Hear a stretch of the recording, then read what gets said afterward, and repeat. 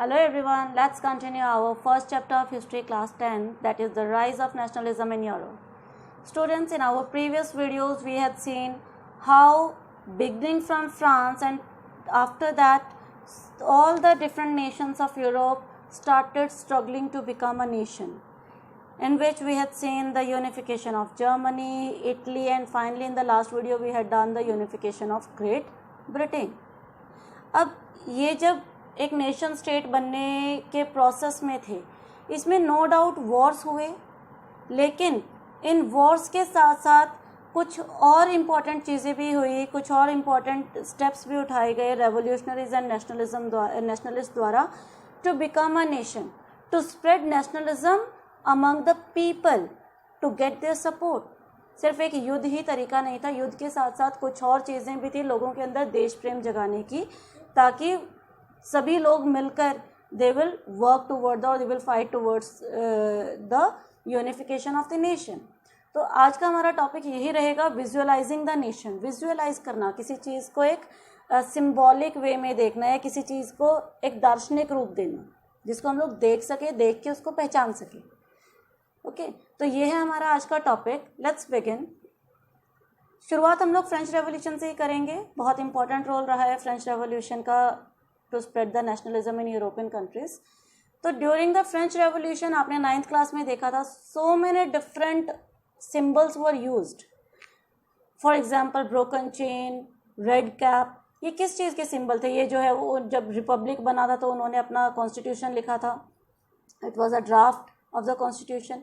तो ये सभी सिंबल क्या थे? ये कहीं ना कहीं उनकी लिबर्टी को शो कर रहे थे. ब्रोकन चेन उनकी फ्रीडम का सिंबल था, रेड कैप रेवोल्यूशन, क्रांति का और उनकी लिबर्टी का सिंबल था.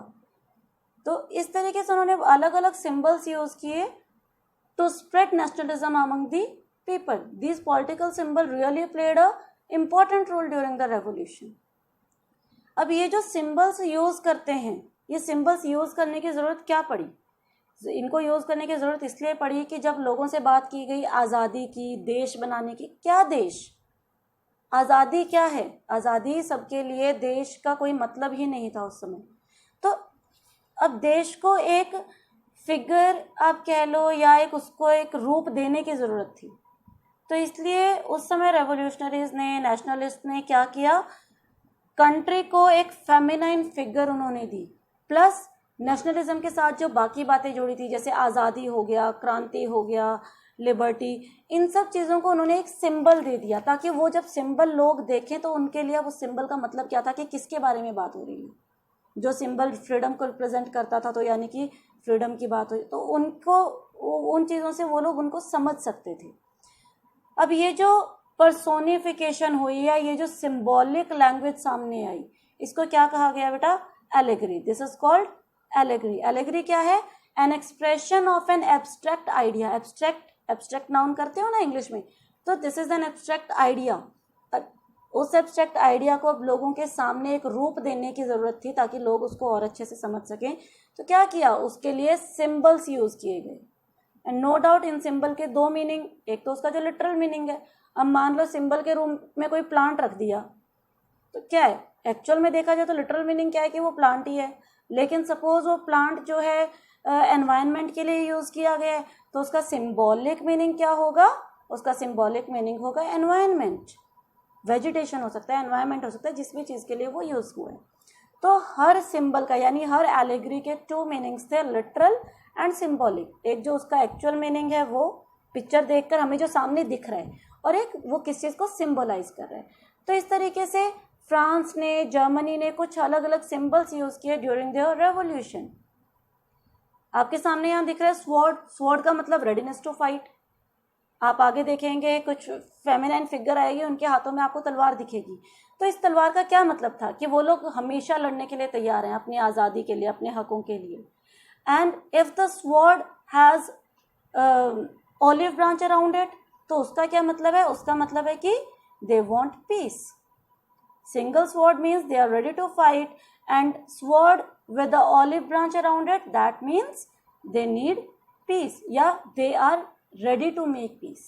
वो लड़ाई नहीं करना चाहते, युद्ध नहीं करना चाहते. वो क्या चाहते हैं? वो शांति से कोई भी जो प्रॉब्लम है उसको सॉर्ट आउट करना चाहते हैं.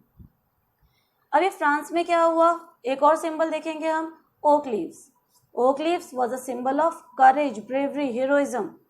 जो है ये उनकी शक्ति का, उनकी बहादुरी का प्रतीक था. It was a crown of bravery, you can say, बहादुरी का ताज आप इसको कह सकते हो. तो फ्रांस में जो फेमिनाइन फिगर, अब उन्होंने, हमने कहा कि देश को एक रूप देने की बात उन्होंने की. हम देश के लिए लड़ रहे हैं, हमने देश बनाना है. अब देश क्या, देश को एक रूप देना ज़रूरी था. तो उस रूप के, देश को एक रूप देने के लिए, एक पिक्चर देने के लिए क्या किया गया, उसको एक फेमिनाइन फिगर के रूप में रिप्रेजेंट किया गया. Same method was adopted by France as well as Germany. तो दोनों ने ही अपने राष्ट्र को जो रूप दिया, that was a female figure. और फ्रांस में जो फीमेल फिगर रिप्रेजेंट कर रही थी अपने नेशन को, दैट वाज मैरियाने. और इसका क्या मतलब था, liberty, the rule of people. तो it shows somewhere the power of feminine या द पावर ऑफ विमेन. तो उन्होंने एक विमेन फिगर को सामने रखा टू रिप्रेजेंट देयर नेशन. और इसको और ज़्यादा लोगों तक पहुंचाने के लिए क्या किया उन्होंने, they started using the same figure of Marianne on coins, on tickets और ऑन दी सर्कल्स, या आप लोग कह सकते हैं अलग अलग बिल्डिंग्स पर, चौराहों पर जो है उन्होंने इस तरीके के फिगर्स बनानी शुरू की. क्यों, ताकि जैसे ही लोग उसको देखें तो उनके माइंड में एक बात आए कि ये हमारे देश का है. उस फिगर को देखते ही उनके माइंड में एक nation's figure will strike there in their mind. For example, हम अपने देश का कोई भी सिक्का देखते हैं, कॉइन देखते हैं, तो हमें देखते होता है भाई ये मेरे देश का है. वहीं पे आपको कोई कॉइन नजर आएगा जिसके ऊपर एलिजाबेथ की फोटो होगी, तो क्या आप उसको अपने देश का कहोगे? आपके देश में वो, आपके माइंड में वो चीज़ आएगी नहीं कि ये कॉइन मेरी कंट्री का है. क्यों? क्योंकि उस पर वो जो फिगर है वो आपको अपने देश की याद ही नहीं दिला रही, राइट? तो उन्होंने क्या किया, अलग अलग चीज़ों पर they started using this Marianne figure, ताकि वो बार बार लोगों के सामने आए और लोग अपने आप को, लोग जो है अपने देश को एक रूप में देख सकें, अपने आप को अपने देश से जुड़ा हुआ देख सकें. तो they adopted these things. Similar thing was done in Germany. Germany में क्या किया, जर्मनी में भी अपने देश को रिप्रेजेंट करने के लिए फीमेल फिगर का ही यूज किया गया, which was known as जर्मानिया.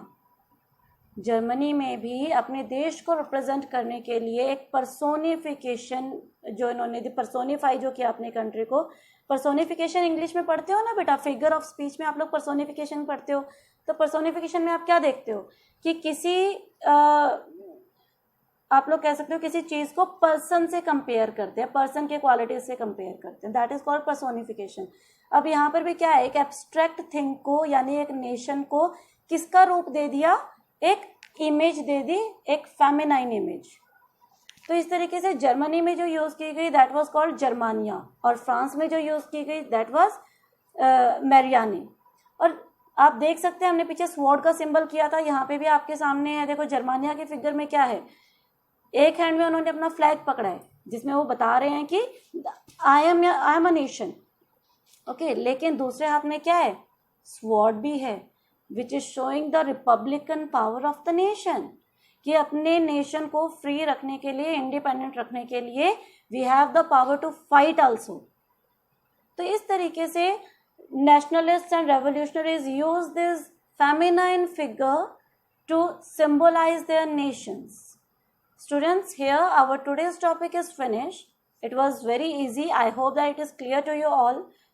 We'll continue our chapter in the next video. Till then, all of you take care and have a good day.